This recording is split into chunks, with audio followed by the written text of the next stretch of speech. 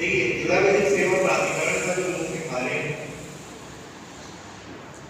Legal services authorities act 1980 जो संसद द्वारा पारित करने का कानून है, फेडरल एक्ट, उसके तहत ये मैंडेट है सभी जिला स्तर, राज्य स्तर, सुप्रीम कोर्ट के स्तर पे और राष्ट्रीय स्तर पे एक विधिक सेवा प्राधिकरण का की स्थापना की जाएगी, जिसका मुख्य कार्य होगा लीगल एड देना, विधिक सहायता प्रदान करना।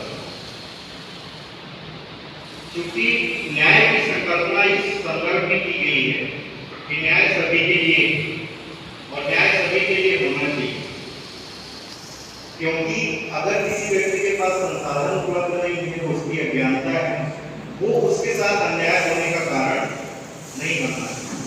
मान लीजिए किसी होने की वजह से उसको न्याय नहीं मिलना चाहिए, क्या मिलना चाहिए, है ना?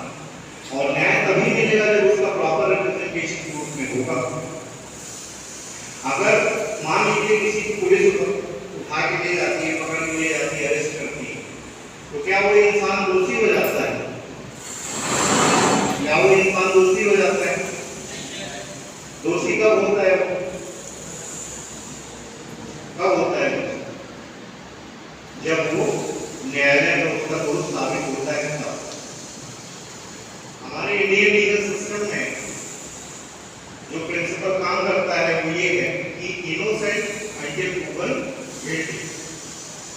भाई अगर किसी को पुलिस पकड़ के ले जाती है, इसका या कोई भी लॉ एनफोर्समेंट एजेंसी पकड़ के ले जाती है, तो इसका ये मतलब नहीं है कि वो अपराधी है, महज कोई उस केस में आरोपी, ठीक है।